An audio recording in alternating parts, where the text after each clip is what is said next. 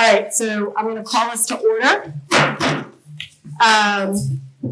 And do we have any public audience? Nothing? So we're going to start with committee reports and communications. Brian. I believe I have nothing tonight, Sue. Okay, thank you. Jeff? Nothing. Karen? No. Lynn? Yes, just some things that are just hot off the press as we are in the midst of what's going on in Washington and at the state level. So as you know now, the Senate is voting on, the Connecticut Senate is voting on the bill for the religious exemption. So we'll wait to see. For the vaccine? The religious exemption yes, for the vaccine? Okay. religious exemption for the vaccine. So that is happening as we speak. So hopefully by tonight, we will have a vote on that. On the other piece, the Appropriations Committee, we had a webinar the other day. So Monday was the Appropriations Budget. So everything is finalizing now. Our testimonies are all done. Things are out of committees. So some of the big pieces that are continuing, were the ECS, special ed, the magnet schools, the educational funding and racial equity in Connecticut, the virtual learning, which took quite a bit of conversation with that about what's going to be happening next year, if anything's going to be happening. And the audience, many other members that were online, other board members are very concerned about that also within their districts. And then when will we finally know from the state? Should we finally know? Hopefully it won't be too late. So all that is. I have a share on that when it gets to my Good. turn. Okay, good. So each district is a little bit different, but of course it's all timing, and that's really what's going to be affecting the districts. Some of the other important bills were addressing the issues created by obviously COVID-19, social emotional learning, and a few of the other areas, opportunity gaps and equity in public. So these were the areas that have been most concerning to board members and districts around the state, and many of the questions were obviously on remote learning, about the equity pieces, the updates on the religious exemption proposals. So that's what is happening as we speak this week. So in terms of the testimony, obviously, again, this year it was really a difficult time in testimony because we had to do it virtually. Right. And the legislature was, of course, virtually also. So hopefully next year we'll be back to normal procedures with everything. So that's where we are with that. And on the national front, again, everything is virtual, any kind of information from there. But with NSBA, we're going to be administering a poll very shortly. And the poll will be going out to the entire country. And we'll be talking about overall education funding, vouchers, homework gap, and IDEA. So this is the big pieces that are happening on the Washington front. And again, all virtually, so it's very difficult to try to have. We would have been there, Right. and we would have been meeting with legislators and Congress and Senate, but unfortunately, doing it non-face-to-face is very difficult to try to advocate. But we are trying our best. So that's my report. Thank you, ma'am. Jen? Todd? Mrs. Lemke? 3 quick shares. Wanted to first share that the Connecticut Writing Project actually asked for submissions K-12, as they usually do, of our students writing. And after 1,500 submissions, 27 of our students, representing all 5 elementary schools, were recognized for their incredible writing in all genres. So we are very excited about this. The recognition ceremony is going to be May 14th. It's going to be virtual, but as usual, we are very proud of our accomplishments, of our student accomplishments, and the recognition by the Connecticut Writing Project. So wanted to share that all with you. That's great. That's a great number of students. Fantastic. That's great. We had a couple of students receive recognition in multiple categories, and that's always a highlight too. That's great.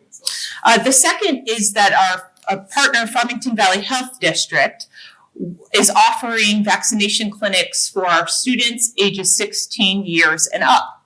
And in a very similar way to how we set them up for staff across the 11 participating school districts, we offered these clinics accordingly to our students. They were going to be offered May 1st as well as May 15th. Surprisingly, the clinic that is happening this Saturday May 1st. Initially, we were just going to have that open to senior high school students and give them the first opportunity for the vaccination. But there's not many students that are enrolling in the clinic for Saturday. So what the Farmington Valley Health Department has decided to do is open it up to all students, not just the seniors, for this Saturday. So Principal Petrina has sent out a couple of communications to the high school community about this availability. He will share this update and encouraging all students 16 and plus to access these clinics if they have interest in doing so. So that's the second update. And the third is just tomorrow we have an early release day. And teachers will be participating in various building-based professional development sessions. And it's just a reminder to our families at home of this early release time. Great. Thank you. I also have 3 things to share. The first is I wanted to update the board on, oh, sorry, I thought you had a question. I wanted to update the board on a very positive meeting that we had last Friday. As I told you at our previous meeting, as we talked a little bit about what was going on with Latimer Lane School, there's a lot of work to do, assuming a positive referendum vote, to get an application in by June 30th to the State Office of Construction and Grant Reimbursement. And one of the things that you need to do is invite the representatives from that office out to your site. And we did that on Friday. Jeff Wazinski from Tecton was with us, along with Principal Luzetti and Jason Casey and Andy O'Brien and myself. And it was Bob Selmer from the Office of School Construction and Grant Reimbursement. And we had about a 2-hour meeting where you're kind of getting your project on the radar of that office. And it is the meeting that I will say you've all seen the meticulousness and the thoroughness of Jeff Wazinski. It never paid off more than at this 2-hour meeting. It was really every question that the gentleman from the Office of School Construction asked. Jeff was able to show them exactly where we are. Ducks are in a row for an application on June 30th. And he left the meeting very impressed with where we were. If we are able to get the positive referendum vote and move forward. So excellent meeting on Friday. We are now at number 2, Squadron Line Assistant Principal process is underway. And in fact, we selected candidates for interviews today. We will be interviewing over 15 candidates.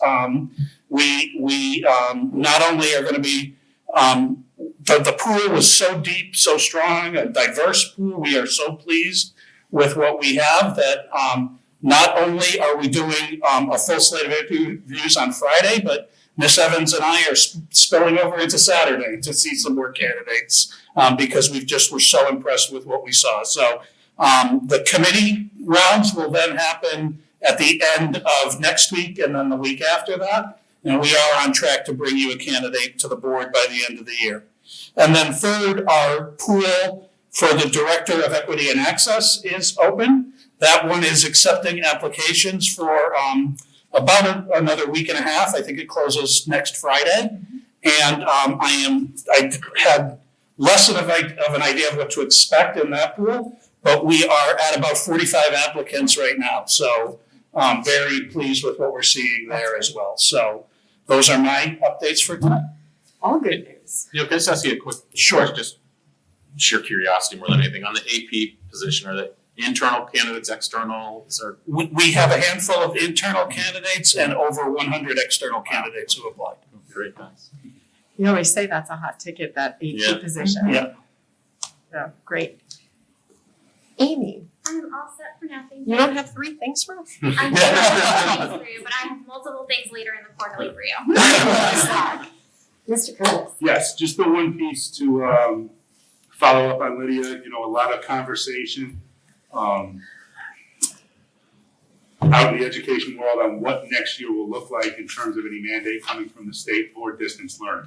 So actually late this afternoon, we received a memo from the Department of Education stating that there will not be a pandemic-related mandate for distance learning for districts. So, I mean, we have to take a closer look at what is in the memo. It talks about receiving some further guidance on summer school programs, enrichment programs, some of the, those closing the gap conversations that we've had.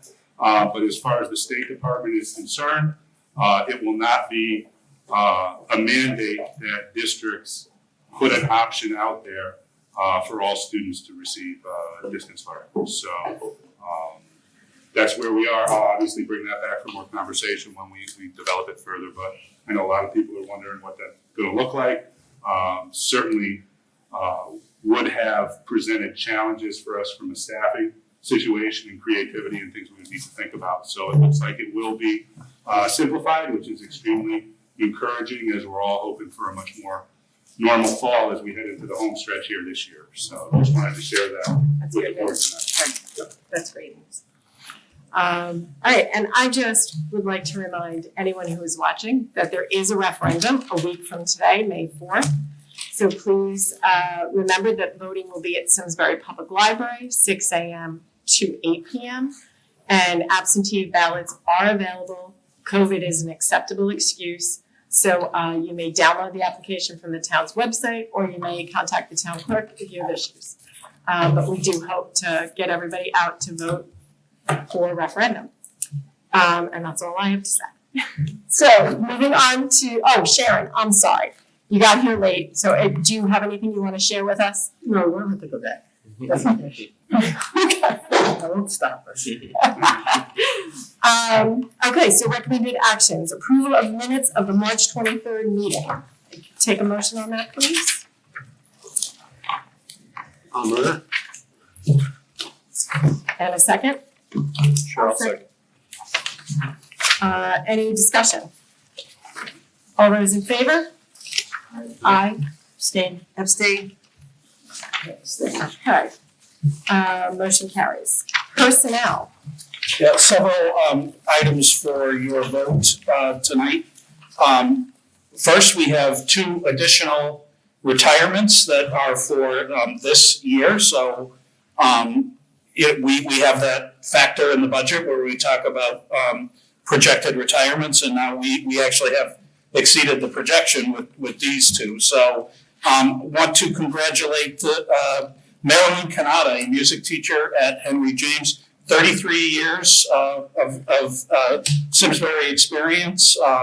And Marilyn has been working in our sort of electronic music program for a long time, and well-deserved retirement. And then also you'll see from Squadron Line School, a 5th grade teacher, Meg Griffin. And Meg, 29 years of experience in the Simsbury Public Schools. Also, we get this around April vacation time. People take that week. It feels pretty good. Let's cancel April break. So congratulations to Marilyn and Meg, combined 62 years of service to the community, and the motion is there for you to make. I will take a motion, please. I'll move that the Board of Education accept the retirements of Marilyn Cannata and Meg Margaret Griffin effective June 30th, 2021. Second? Any discussion? I would just say that Ms. Griffin was the kindest teacher. She accepted being called dude by my son, and she took it very well. So both of them will be greatly missed. And Ms. Cannata was great. A lot of The service. musical, she was great handling all those kids in that time frame of the musical, before technology was what it is now. Yes. She's gone through many stages, and she's been very patient and loving during it. Yes, a lot of great talent walking out the door, but happy retirement to them both. All those in favor? Aye. We also have a resignation tonight. Joanna Ferrari Bernhard has been a strings teacher with us at every level, actually. Several elementary schools, the middle school, brief stint at the high school when I was principal.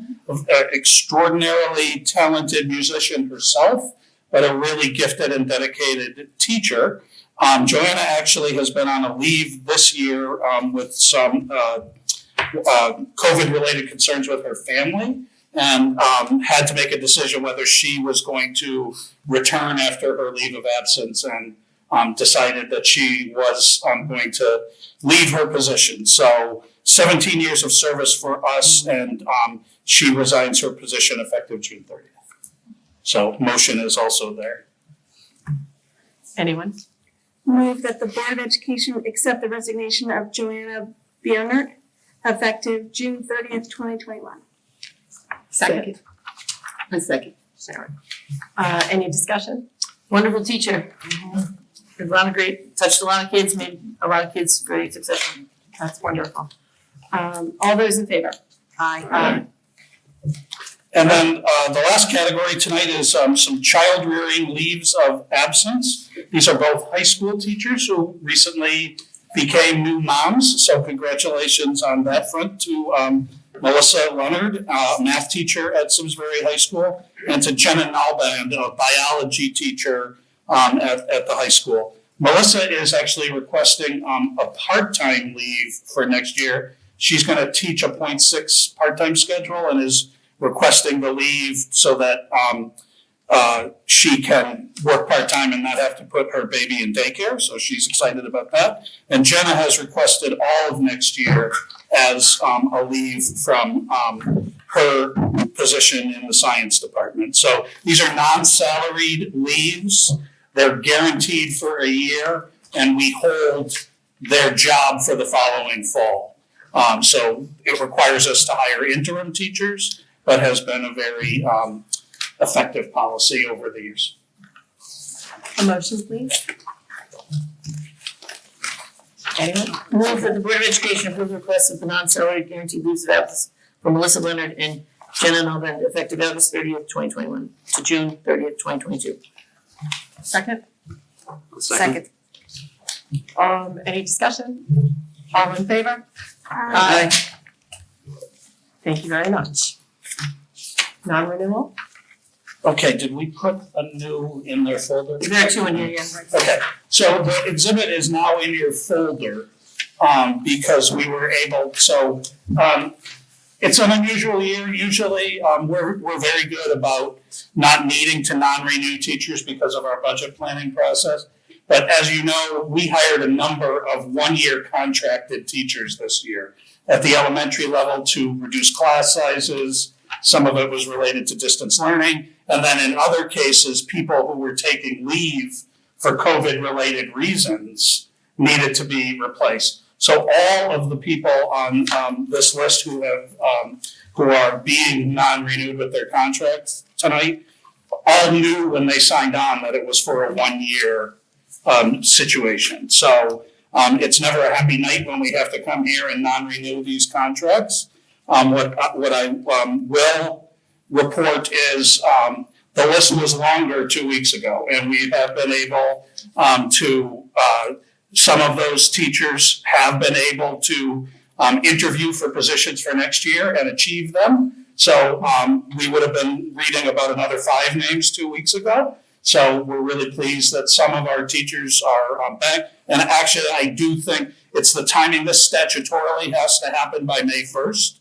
But I actually am very confident that a couple more of these teachers will be offered contracts for next year once we're able to follow our hiring processes. So I met with each of these teachers to let them know where they stood. They knew where they stood already. And then we need to, after your vote tonight, I need to get them another letter before May 1st to meet the statutory requirement. So the motion is there and you do need to read through the names. So if someone could do that, please. I'll make the motion. Move that the contract of employment of the following staff member to be non-renewed effective June 30, 2021, and that the superintendent of schools is directed to advise such persons in writing of this action. Adam Colagrossi, Math, Simsbury High School. Justin Farrell, Music Central School. Christina Gunlock, Math, Henry James Memorial School. Kevin Hune, Music, Tooten Hills, Latimer Lane. Kelsey Marconis, Distance, Grade 4. Ryan Martin, Physical Education, Squadron Line. Anjaniska Petic, I apologize if I mispronounced, Distance, Grade 1. Tissa Platt, Art Squadron Line, Kennedy Quirk Kindergarten, Latimer Lane, and Brianna Simonetti Kindergarten, Latimer Lane. The second, please. Second. Any discussion? All those in favor? Aye. Thank you. School calendar. I'm sorry, I should have said one thing. One other thing that's really important for all of these employees is that the letter that they get from me says you're not being non-renewed because of a staffing issue, and that it does not reflect on your teaching performance at all. And that's actually a really important thing for them as they seek employment in other places, that they have evidence that their non-renewal was not because of their performance. Right. And I should have added that in my comments. We appreciate that. The 22-23 school calendar. That's over to me.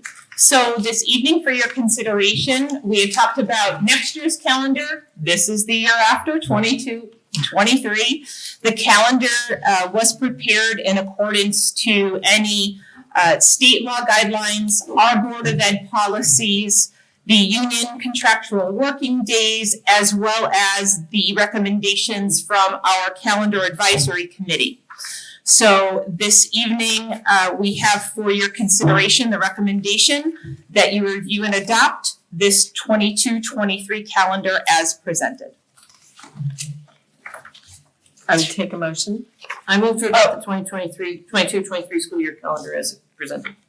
And a second, Second. and then discussion. So I would like to ask that we consider changing October 10th to Indigenous Day. With us having an equity council, I would like us to, and knowing that all of the school districts, a number of school districts in our area have already done that, it's something that I would like us to also consider. And I am really surprised that even the students haven't raised it. So I would like to raise it as something that we consider. Okay, I appreciate that. What are we required to do to make that? My understanding, and I could stand to be corrected, is that a change in the wording of that day is actually a decision of the municipality or the town of Simsbury as opposed to the Board of Ed. I could be wrong there, Sharon. It's something I certainly can take a look into and come back to the board with that information. So how about we do that? We look into what it would take to make that change, and then we can have a discussion around it and Define a process. figure out a process for what that would be, and then we, Equity council and board, maybe those are the two so then we city, can revisit it. committees that look at that. So Yeah. we'll get more information on that. We'll figure out how to do it and make a note to circle back and see what we can do about that. Thank you, I appreciate you bringing that up. All right, so now we need to vote though to accept this as our calendar. So, all those in favor? Aye. Aye. All right, any opposed? Motion carries. Okay. Sorry, I'm just making a note for myself. Adoption of healthy foods and beverage 21-22. All right, the board will be familiar with this set of motions. This is one that Mr. Leclerc used to bring in front of you annually. I got this hot potato. So I like what you did there. Yeah, At least you can say that. That's really good, Mr. Sullivan. and this is obviously with the federal nutrition guidelines. These are motions that it's sort of about the food that gets sold in schools outside of the cafeteria. So certainly you have a school store at Simsbury High School, you have vending machines, you have events where booster clubs sell food, and these are all sorts of rules around where you can sell food. But all the food that is sold through the cafeteria and the vending machines has to meet the healthy food guidelines, okay? And there's reimbursement that is attached to that. And so what needs to happen is that these motions need to be made annually in order for the reimbursement to be received. You need to read the entire motions, and we've had that problem in the past where we went through this like 3 times and read these, so there might be some side interest in whether I get this right tonight. So, Ms. Rohrup has volunteered to read the 3 motions. Clarify, Tara was volunteered. I begged her when she arrived at the meeting. My friend, we're volunteering. So the 3 motions are there, and you'll see that it's the first one is about where you can sell these things, and then there's actually the second and third motions are exactly the same, but one is about food and one is about beverages. Because we wouldn't want to combine them. So, oddly, this has always bothered me a little bit. Yeah. Can somebody just tell us before we certify that it's true, Right? I mean, we're certifying that all of this is happening, but we've never had discussion that it is happening. So I've always felt a little weird certifying something before we're being told that it is. So in our cafeteria program and our vending machines and our school store, this is happening. Right. Yes. Standard. Yeah. When we first adopted this Yes. many years ago, there was much discussion because the Yes. bacon disappeared. I mean, there were. Yeah, But I always felt a little uncomfortable certifying something. Yes. before Right. we have absolutely this good kind of point. thing. Yeah. excellent point. No, when I was principal at Simsbury High School, there were near riots when we pulled some things out of the school Bacon. store. I remember the size of the food. Yeah, I mean, No, and the vending machines. Yeah. And Yes, yes, the vending and machine. that was a huge thing. yeah, Thank you. Yes. It was a big thing. so, all right, All right, motion number 1. move that pursuant to CGS Section 10-215F, the Simsbury Board of Education certifies that all food items offered for sale to students in the schools under its jurisdiction and not exempted from the Connecticut nutrition standards published by the Connecticut State Department of Education will comply with the Connecticut nutritional standards during the period of July 1st, 2021 through June 30th, 2022. This certification shall include all food offered for sale to students separately from reimbursable meals at all times and from all sources, including but not limited to school store, vending machines, school cafeterias, and any fundraising activities on school premises sponsored by the school or by non-school organizations and groups. And a second, please.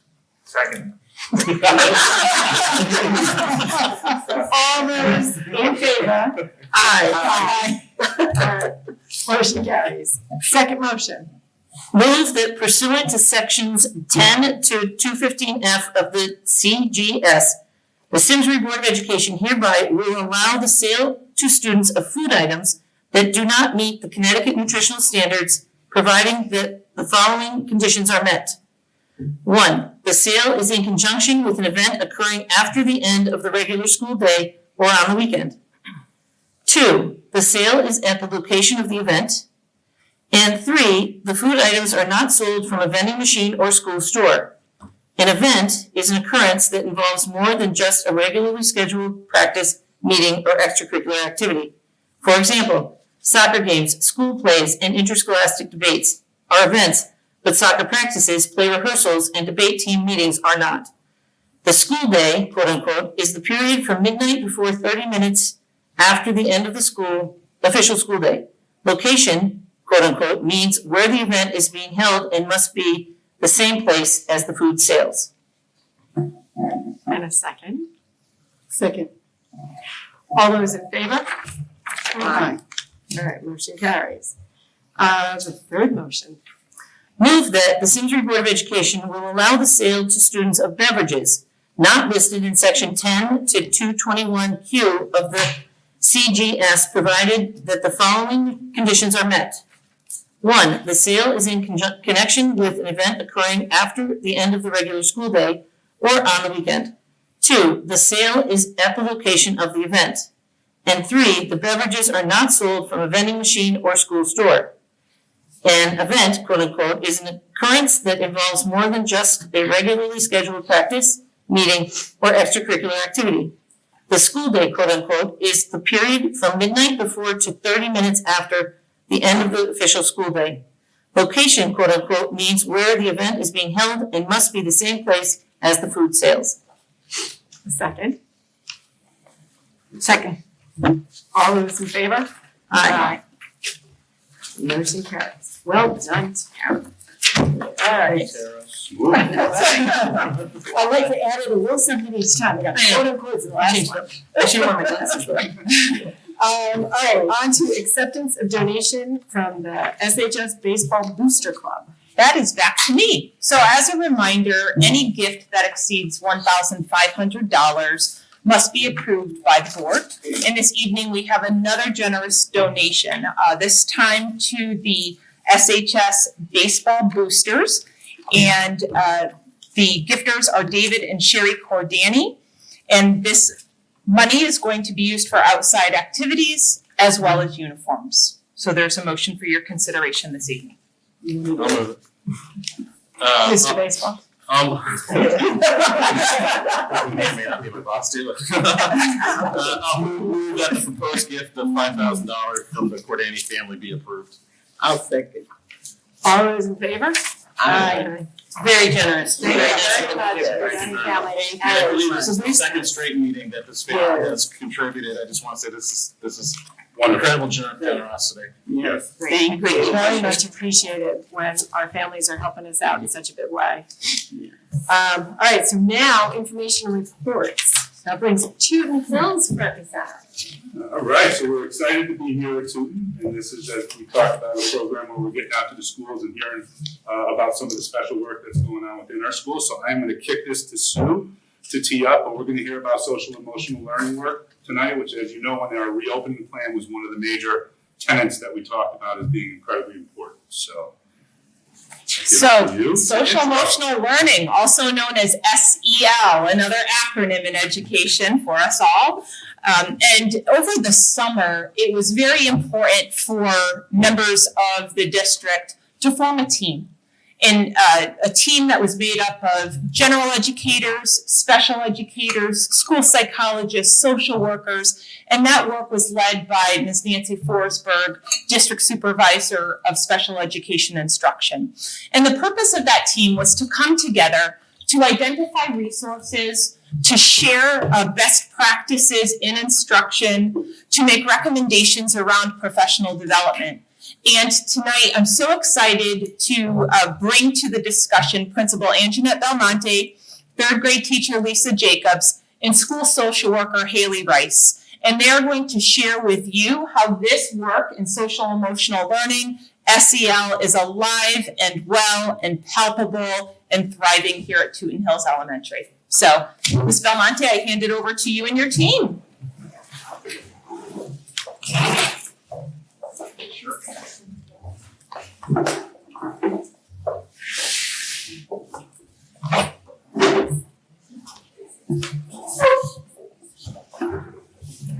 Okay, thank you so much for having us. We are very excited to be here this evening.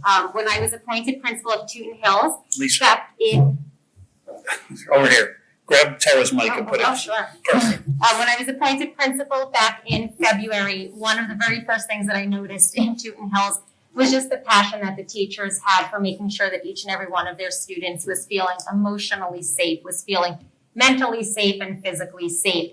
And popping into and out of classrooms, I could just see that work come to life. And I started to just observe the interactions that our teachers had with our students. I got to observe the interactions that our teachers had with one another as they were discussing in PLC, the little kiddos right in front of them. And curriculum is there, academic instruction is there, assessment is present. But what was at the heart of everything I observed was the connections and making sure that we were all feeling good. And especially the relationships between the staff members themselves, making sure that they were feeling good and that they were at their best so that they could be there for our kids. So this is work that I walked into, again, led by the amazing committee that Simsbury put together over this summer. and then knowing that Lisa and Haley were a part of that work in the building. But really, this was also the leadership of Maggie Seidel, so I take no credit for any of this work. I'm just excited to be a part of it and to see it blossoming and growing and taking those steps to just lead us into the future of blending SEL into our everyday learning at Tooten Hills. So if you could just, advance for us, thank you. So what was discussed over the summer were the commitments. What was important to bringing our students back after having gone into distance learning and making sure that we are committing to their social and emotional health. And one of the commitments was to engage our students in some screenings twice a year to really assess how they're doing. We also reminded ourselves that it's important to focus on specific SEL skills, whether that's problem solving, conflict resolution, self-care, and to make sure that we are providing our teachers and students with some PowerPoints each month as sort of the seamless way to ensure that we are committed to this work and teaching our students. We also ensure that we've given our teachers enough PLC time weekly to get together and to talk about SEL and to talk about what our needs are, to be able to teach it, to be able to support it, and make sure that our kids are doing great. And a piece of the schedule build that I loved this year being here at Tooten is the Sel Instructional Block. So you can see that every day for 30 minutes, our teachers do engage their students in an SEL block. And that is just powerful to see. And when I engage the staff in a keep, stop, change activity, the number one thing that they want to keep moving forward is the SEL block, because that commitment is at the forefront of everything that we believe in. And then more importantly, it's providing the staff with PD, whether that's informal or formal, but making sure they have the tools that they need in order to make this work happen. So I'm going to turn things over to my team because they're living it best, and I will certainly pop in and out of the discussion, but I'm going to invite Haley to come on over, our social worker, and I'll man the technology. Hi everyone, I'm Haley Rice. It's really nice to meet you. I'm the school social worker here at Tooten Hills, and I'm also at Latimer Lane part-time at each school. So for our work this summer, and I really think it was a lot of our own worry and anxiety reflecting back on it, not only ours here in Simsbury, but probably educators across the globe, of how are our students going to be feeling when they walk in the door on the first day of school? What are some of the experiences that they've had? Have they experienced sickness in their own family, or even have they experienced loss? And it was a major commitment for our team of how are we going to welcome our students back and meet them where we're at. Because we didn't know, and I think a lot of us were worried and maybe thinking the worst, that the students are really going to be struggling, we decided that we were going to create these screeners, which are really just like questionnaires for each grade level, kindergarten through 6, to really ask them the questions of, how do you feel to be back at school? Does it make you happy? Does it make you nervous? Who are friends that you have at school that you're connected to? Who are teachers that you feel safe with? And also asking them questions about the mask, because we weren't sure how students were going to feel about wearing their masks all day. Through the screeners, we were actually very pleasantly surprised to see that students were so excited to be back at school. They missed their friends. A lot of them kept connections, which was great. And many of them could identify relationships that they had in the building, which was also wonderful. We felt, though, like there was so much out of our control, obviously, throughout the pandemic. But one thing that we really could control was the connections that we could foster in our own buildings. So we really put an emphasis, and you'll see on the right, it's the kindergarten screener, which will look different than the first and second, which is a little more advanced. And then if you click over, Ms. Belmonte, oh, there should have been one more. I don't know where. Sorry, maybe it got moved. But the other one was a Google form that we created for 3rd through 6th graders. They could do it all electronically, which was really nice, because it would just compute and go right to their teachers. We'll come back more to the screeners later, but what was so important about them was that these screeners really drove our intervention of how we were going to support our students. For example, if a student said they were having a hard time making a connection or couldn't identify a friend to sit with at lunch, it was instant that the teacher could really connect that student to another peer. I think also where Haley's talking about that we had ideas of what we thought the kids would be nervous about.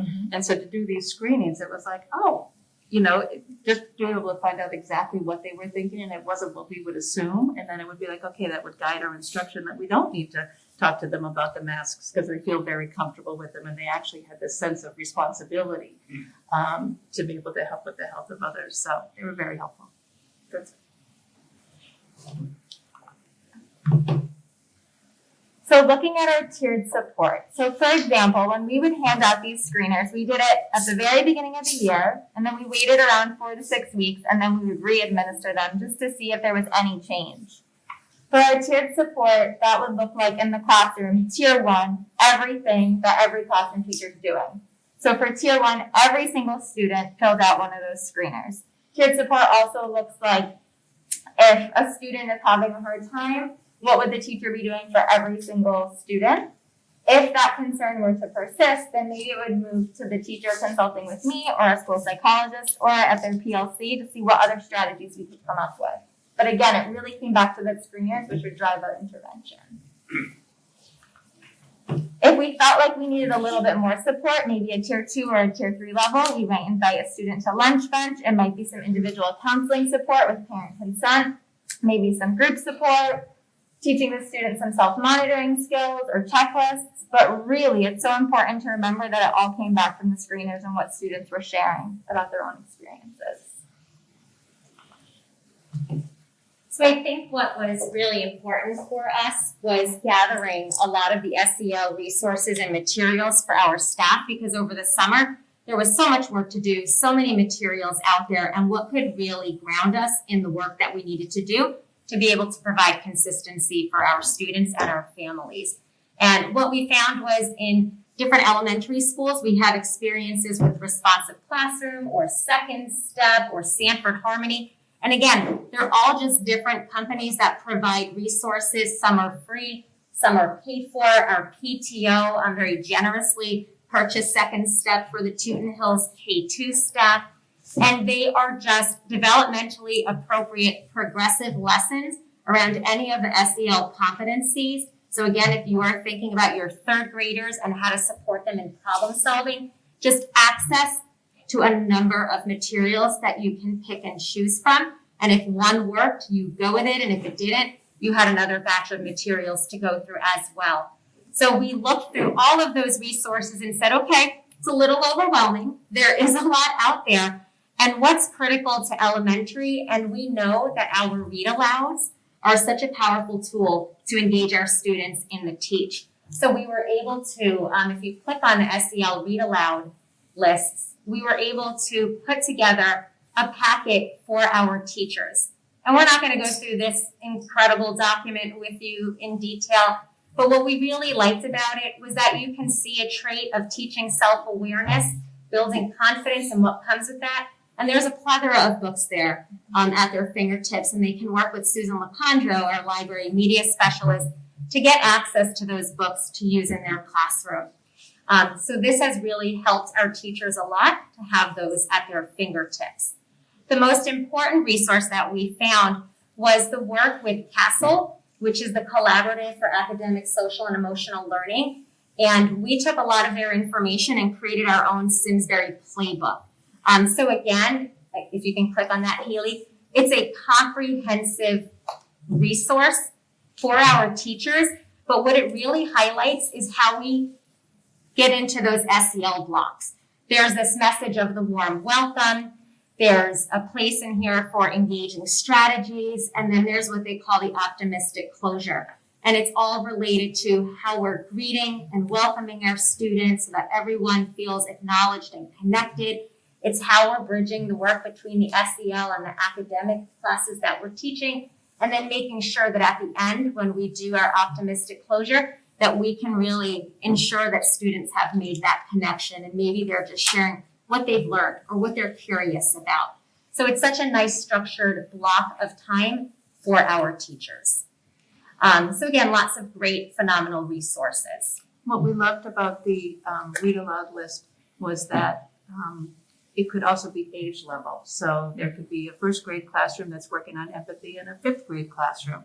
And these read aloud lists split it between primary and intermediate. So different teachers could find the exact book level that they needed for their class. Perfect. And I think if we advance the slide, please, It's certainly about our students, but as I said when I first sat down here, we needed to make sure too that our staff is being well taken care of so that they're healthy to take care of our students. So Mrs. Seidel did some great PD with them prior to my arrival that they really found to be beneficial and applicable to their classrooms. So between Haley and Lisa, I'll ask them to just speak about that a little bit. So when Mrs. Seidel was here, she would really put an emphasis on gratitude, and she would teach us a lot about gratitude in the brain. And it really was a good lesson because it was something that we could share with our students. And she would always remind us that you can't be grateful and stressed at the same time. So when we would start to get stressed or overwhelmed in a staff meeting, she would say, or in the classroom, she would say, stop and tell me 3 things you're grateful for. And that's really been something we've been able to carry through in our work with students.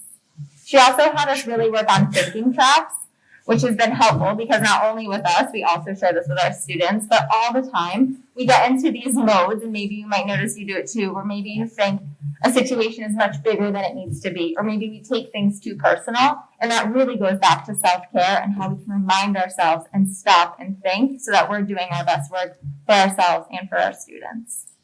I remember meeting with Mrs. Seidel in August, and we all were kind of very overwhelmed. We wanted to do this, and that to-do list of all these things we wanted to do for our new kids coming in, it's kind of got a little overwhelming. And she would say, pick 3 things and do them well. And then you can always start a new list tomorrow. And that's been something that's been so great to hold on to because you wanted to so much and we wanted to be there for the kids. So pick 3 is something we definitely use a lot. Yeah. Health Cares.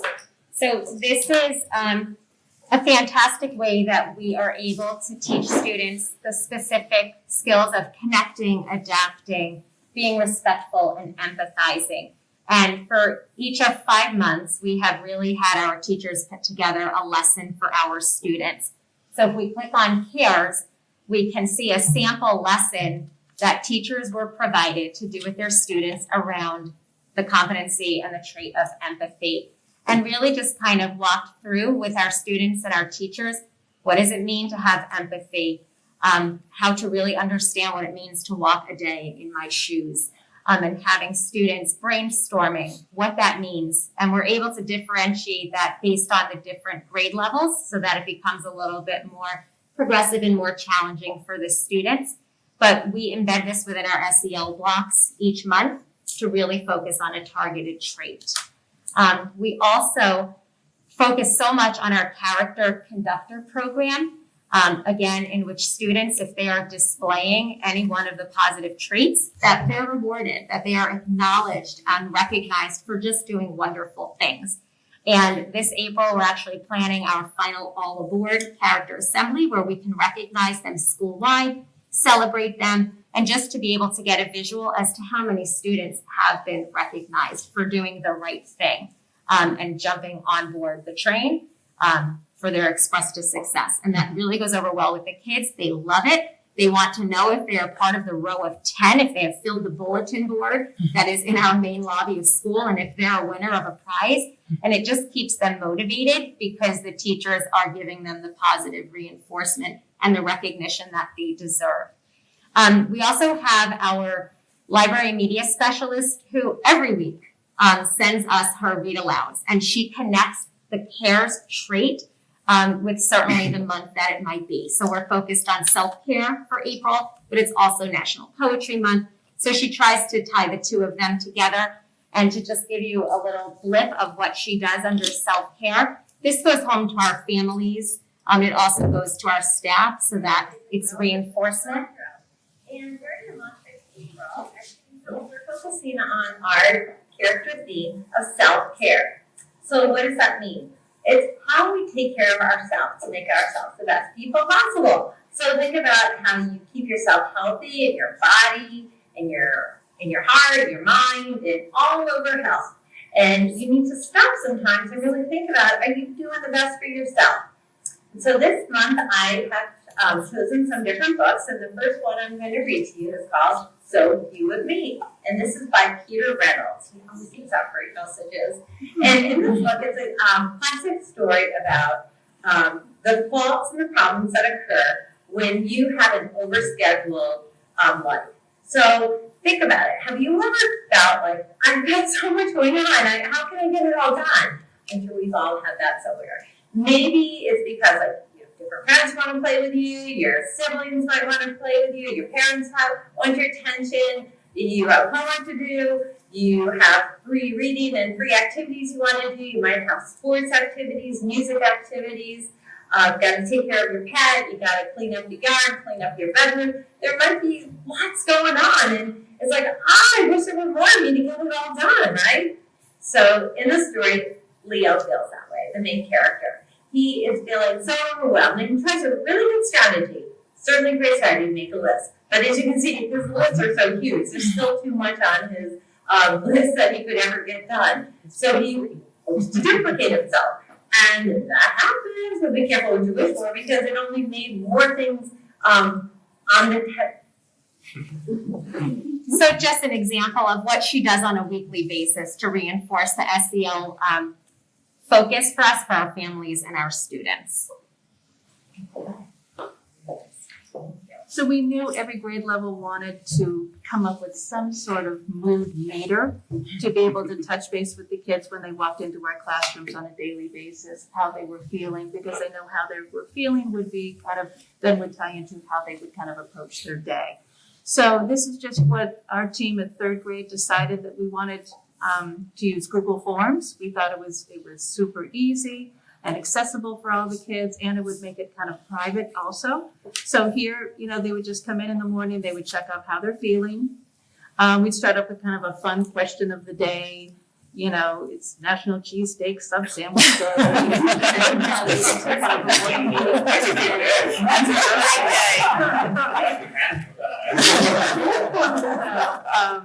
And then from there, it would kind of be, okay, thinking about making your brain smarter, what are some of the choices that you're going to do? So it'd always be them kind of letting us know what they're doing, how they're feeling. We created a conference board because we're always trying to encourage the kids to advocate for themselves. What do you need to be successful? Letting us know if they, do want to touch base with us. And then kind of at the very bottom, if there's anything else that they want to share with us going on in their lives that they wanted to share, whether it was happy or sad or whatever it was. And then from there, underneath, there's an example of responses using Google Form. It's a push of a button. So by 8:30 in the morning, every morning, this was an example of responses from all of my children. So then by 8:30, I knew, okay, I want to touch base with so-and-so. I see that maybe they're angry, maybe something happened at home on the way. Kind of answering of some of the questions, what they're going to be working on. And then at the end over there, okay, there's a little bug that I want to touch base with because they do want to share something with me. Mm-hmm. So this started off as just kind of the brief idea of a mood meter, and it became so much more. It's something that we're excited to carry over into next year. So.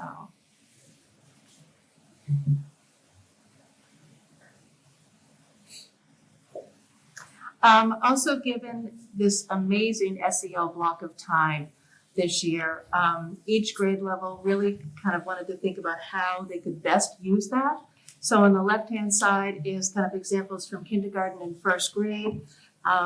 Katie Bristol, one of our kindergarten teachers, put together this great presentation a few years back of explaining soft starts. Just kind of easing kids into the day and letting them choose what activity they'd like to work on. So I just kind of pulled some pictures for that.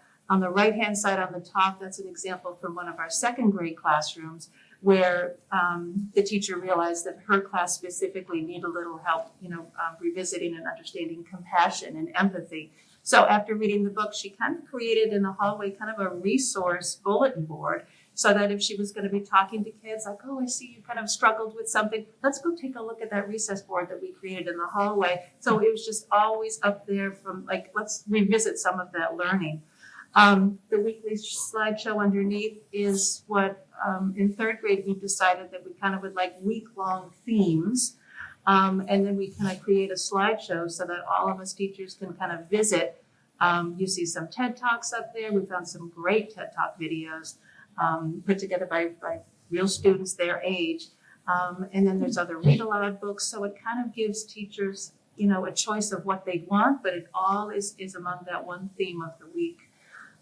So again, every grade level really decided how they're gonna use that block of time and just been so grateful for it. And again, using it to kind of gear toward what each of their classes needs. Just to add to that, it's incredibly powerful. I had a second grade student recently tell me in my office that he wasn't using his prefrontal cortex to make a decision because his amygdala was hijacked. And it's incredible, right? But it's so powerful because now it's like students are having the language to explain what is happening for them, how then they can use strategies to get through it. I was in the meeting with Maggie Seidel and she told me the same thing. Yeah. Very interesting. Good stuff. Along with what we ask our kids, what do they need? Something that we found and put together for the kids was a calming room. If they realize, hey, I need a couple minutes to myself just to kind of calm myself, take some deep breaths. And so here was an example where they could kind of pick of what they'd like to calm down with, which some of them are very lovely.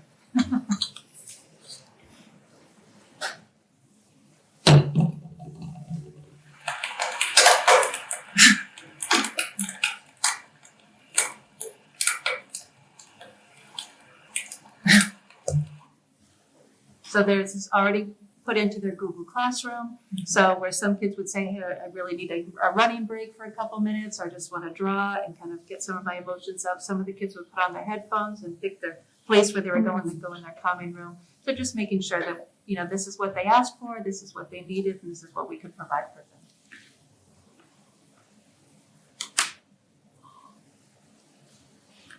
Mid-year, we had a mid-year kind of reflection, not only for teachers, but for students. And so these are some examples of what the kids really wanted to share of, how they are feeling about the SEL block, and how they feel, what's changed and what they really enjoy about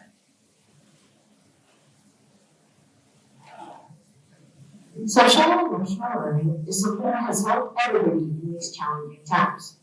Some of the class meeting activities have allowed us to see different sides of our classmates and have given us the opportunity to feel less stressed. Some of these activities involve creating games that have been monitored for COVID-19 purposes and active games like silent ball. On the panel, able to accomplish something that helps too. It was called the Winners Recommended for Cool Games Bureau. It was learn to complete games, express how they were feeling in school, and give us ways to navigate the ed world. Because we had been on the Conductor so much, it was a great escape from all the online work. This was a great way to step back from online learning, and I highly recommend creating ideas and sharing with your classmates. Another thing that has been really effective during these times are lessons that our teachers have given us about putting ourselves in other students' shoes. One of my favorites was when we wrote a list of things that people should respect. For example, we wrote down that we should respect other students' political opinions. Thank you.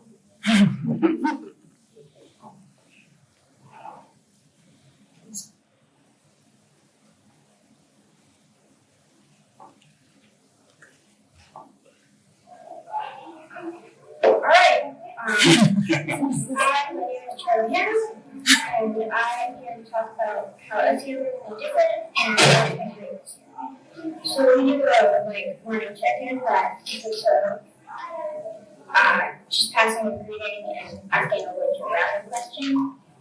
And there's a daily check-in that asks a couple of questions. There's also a SEL Slideshow that has a topic for the week and it teaches you video readouts about that topic. SEL has been great this year because it just helps me really understand through readouts where they're fun readouts and not just talking about the subject.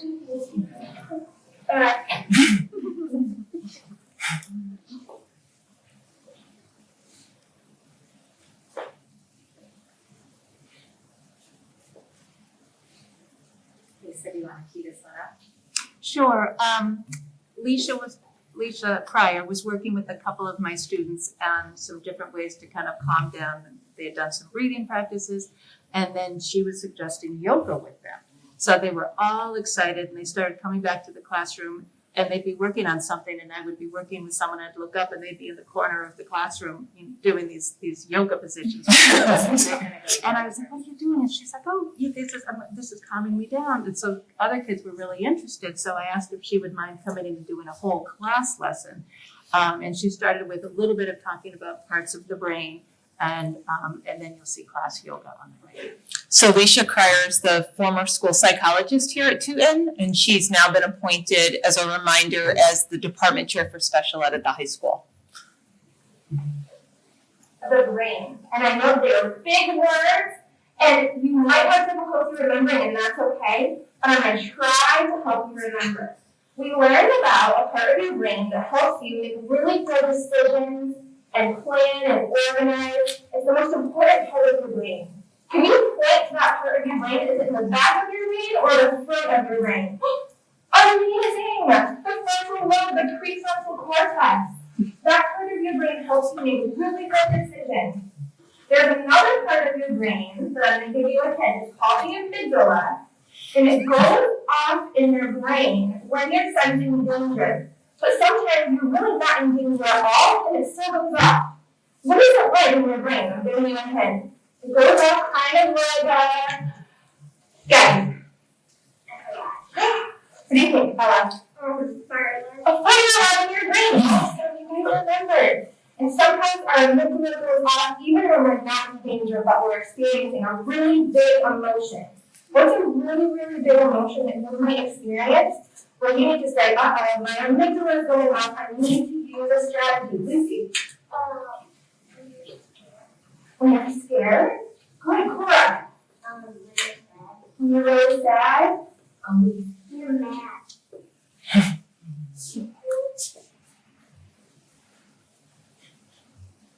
And that's third grade, Lisa. Third grade. Mm-hmm. Mountain pose. Simon says it's tree pose.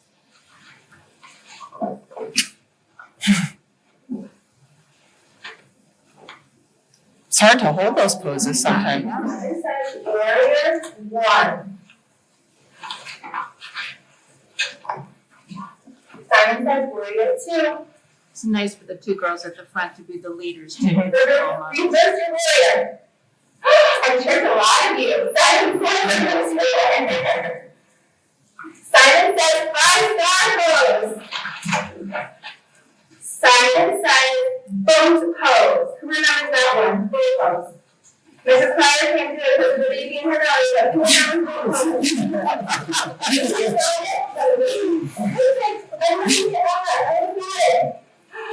Amazing! Amazing! It is when you put muscles in your belly. Simon says butterfly pose.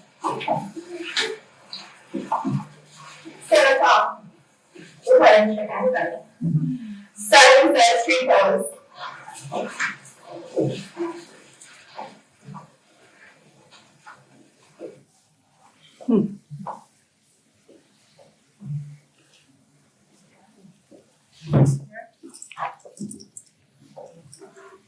So that's just a handful of the many amazing things that our staff are doing with our students here at Tooten Hills.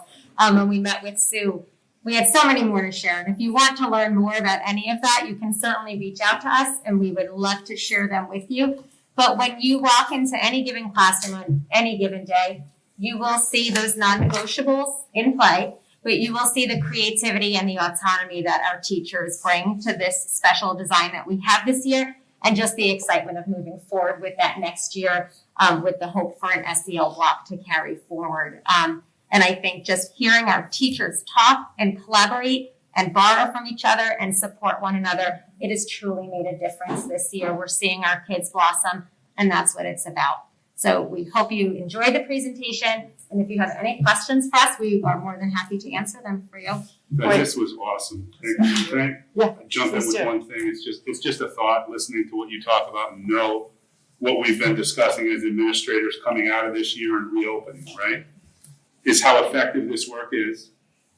and now how we're all gonna have even an increased urgency when we come back next year to close gaps, get it right, get everything back to the way it was.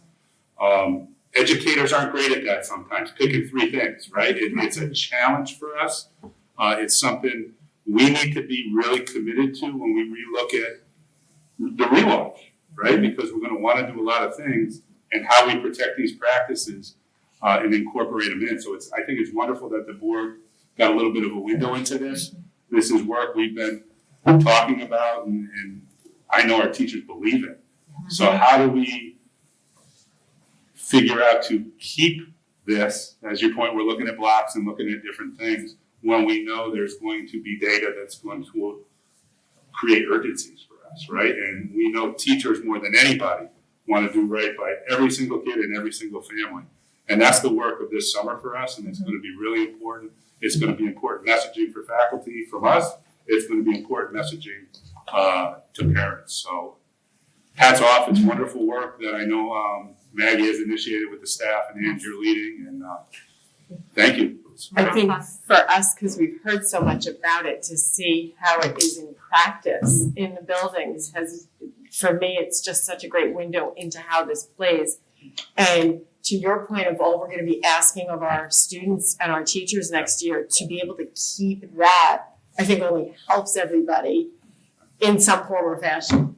But I'm going to open it up to other people's questions because That's a good question. You have that unbelievable meter on the kids that they fill out.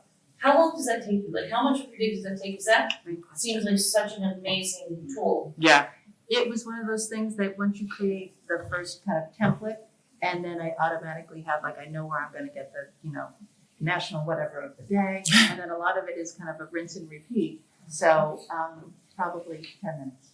And then everybody's feeling, I just think that's, I think that's such an amazing tool. And that's 3-6 uses that?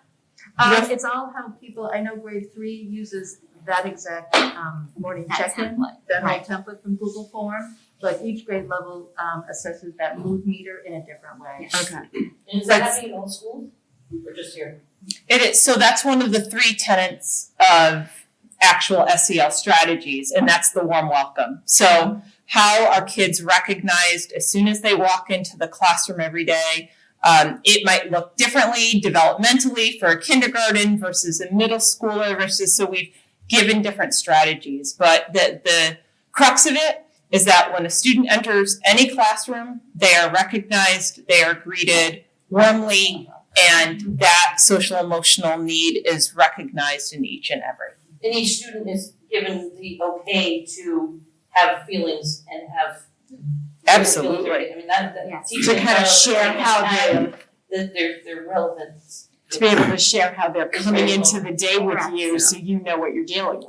I noticed one of the answers on one of the questions was a student reaching out to the teacher or whoever saying, I'm worried about something, can I talk? Do you find that this is a tool that kind of helps give that kind of safe, like maybe draws out somebody looking for help that maybe wouldn't have before that they had that tool? Absolutely. I'm seeing kids reaching out in that way because they know they don't have to even approach me. They just put it on their computer and they know by 8:30 that, they would have connected with me. And then they trust that I'll find a quiet, private time to be able to meet with them. Isn't that awesome? So I was just gonna say, just so we know, you say by 8:30, so because our schools start at different times, so that's about 45 minutes into your day? 30? Yeah. Okay. And it's so part of the routine. There was an instance right before break, I went to see one of Lisa's students, first thing, and she's like, oh, Ms. Rice, I've got to go do my check-in, I'll come get you after. Like, it's regimented, which is great. Well, they like it. I love it, yeah. What I also love about it is the questions that Lisa and, Lisa is incredible, and she's one of many that does the same, right? That checks in. It also gets at students' executive functioning based upon the questions. So here you have your morning work. What are you going to do after? So when Lisa has to connect with a student, those students can function independently while she addresses whatever needs she needs to meet that morning. So I love how she and the team here at Tune have incorporated that very important skill into this morning work. And that is a part of one of the other tenets of engaging strategies, right? How do we get kids going? They have choice, they have options, and they can respond with certain strategies that they learn over time that we teach into. The sooner you teach them, the happier the kid is, and successful. Yes.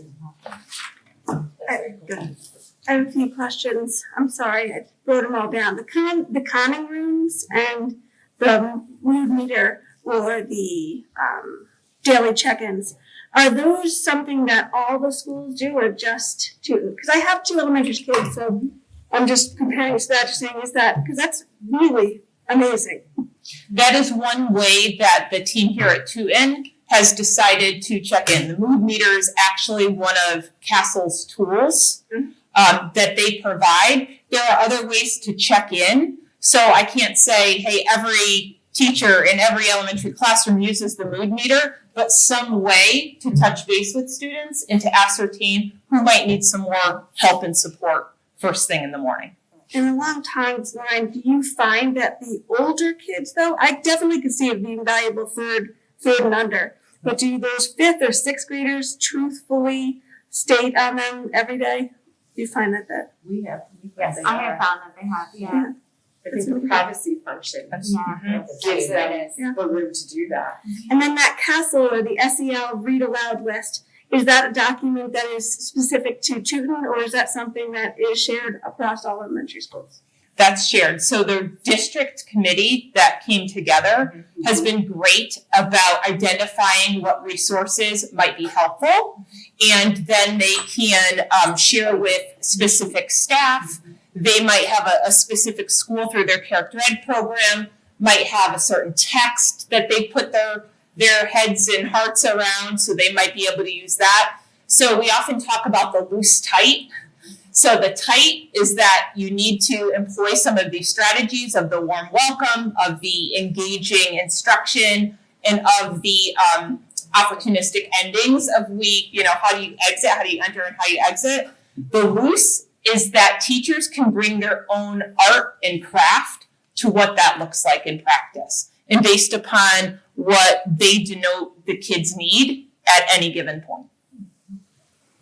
And then lastly, that screening at the beginning, you had a form that I thought was going to be your daily check-in, but it seems like it's not your daily check-in. That screening you do twice. So we did it at the very start of the school year, then we waited like 4 to 6 weeks, and then I think most teachers actually had to re-administered it right around winter break. Yes, I did.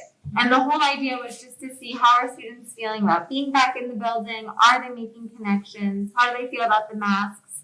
We were really wondering about the masks, especially for our younger kids, because we were thinking for some students who can't really verbally express how they're feeling, they might show us in behaviors. So we were thinking if we saw kids taking off their masks, if we knew proactively that I hate wearing my mask, it's itchy, that it would give us more information. And again, that is, and I'm sorry I'm going back because I think what you're doing is so valuable, so amazing.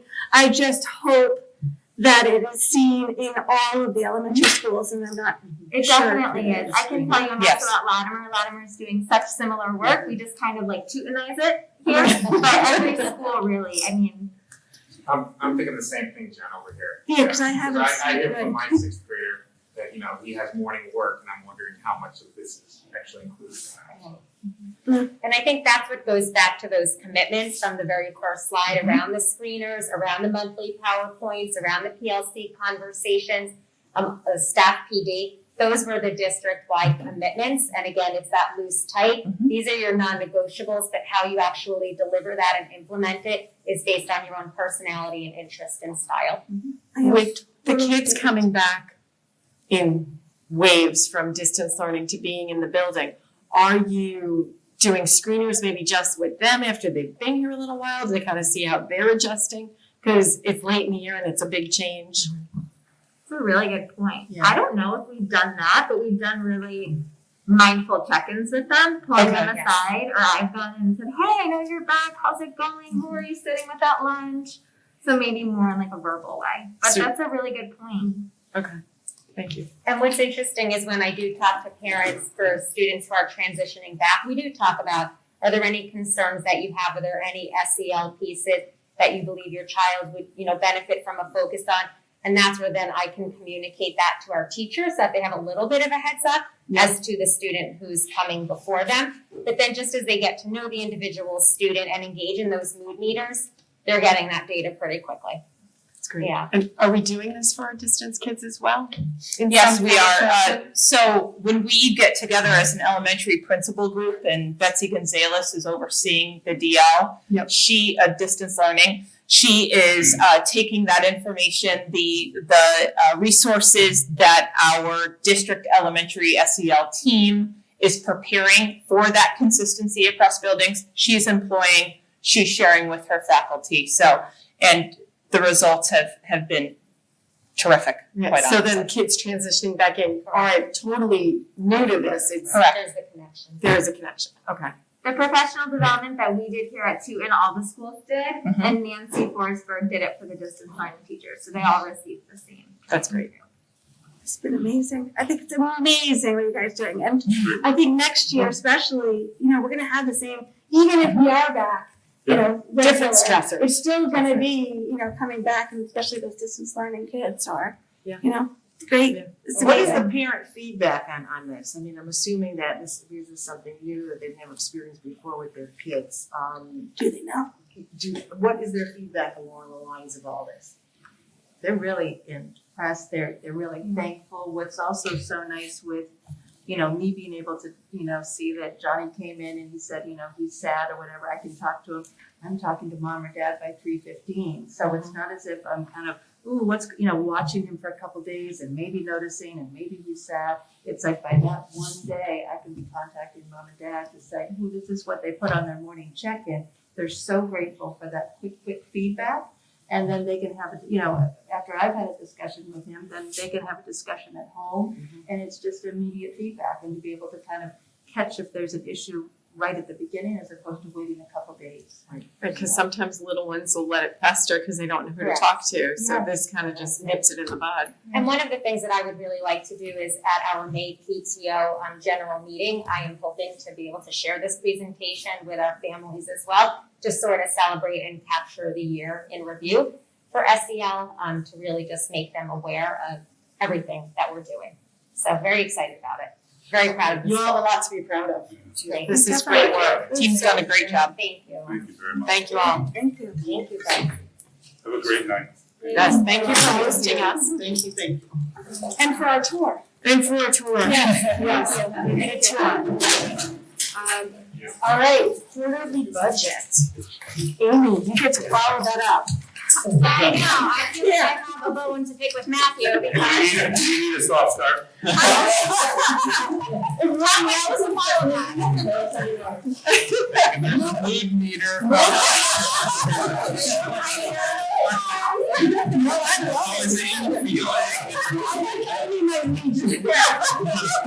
Let him stick around. All right, well, I'll try to make this brief. So I won't go over the things that I went over for the first and second quarterly report. I'll just touch on some of the changes since those reports. So on the state grant awards, there's been a few updates and finalizations from the state that I'm going to point out to you. Under the Open Choice Academic and Social Support Grant, we were notified in April that we were going to be receiving an additional award of $7,000. So some good news there. Under the Open Choice Attendance and Early Learning grant, I previously reported in the last quarterly report that we were expecting $1,518,000, but we are actually going to be expecting $1,543,000, $932, so an increase of $25,932. So again, some good news there. Unfortunately, not some good news on the special education, the excess cost grant. The last quarterly report I provided you, we were expecting about 1.9 million, and this decreased about 49,000 down to that 1874 number that you have in front of you. Their reimbursement allocation changed from 83.46% down to 80.31%.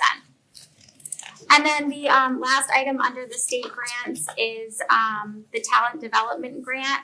We received our finalized award in the current year of $4,302 and a decrease of a minimal $713. No changes under the federal grants. And then just moving on to the expenditures, quarter after quarter, it's basically been the same reasoning and fluctuations, mostly due to COVID. So just a quick reminder that some of our direct COVID expenditures were the additional hiring for the teachers for the distance learning, cleaning supplies, technology equipment, additional custodians. And then another reminder that although we had our direct costs related to COVID, we are seeing indirect costs related to COVID, mainly related to staff time. So additional tutoring costs, special education costs for struggling students. We had to purchase more expensive filters for the HVAC systems. And then we do have some vendors that are charging us what they call their COVID costs for the programs that they're providing to us. I think we previously reported out that we are under a spending freeze. That spending freeze will continue through the end of the fiscal year. We're anticipating a deficit of around $900,000. But between the non-lapsing and the grants that we have, we think that we are going to be able to just squeak by and make it right within budget. It's going to be a little tight. So that's just a brief summary of where we're at, without repeating anything from the other reports. But if you have any questions, I'm more than happy to answer them. Amy, non-lapsing is what, 650, a little over 650,000? Yep, 651,000.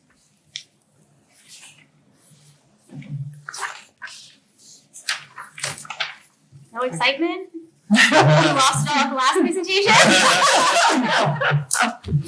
Oh, it's a tough one to follow.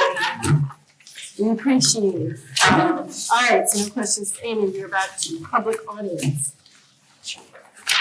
Seeing none, do you wish to share, Wendy? Okay. Seeing none, we need to adjourn to executive session. So, I never remember, Katie, I need a motion. And we go into a Thanks, Deb. executive session in situation, to talk about personnel. Okay, I need a second. I'll second it. All those in favor? Aye. Thank you all. Excellent. Thank you. Thank you.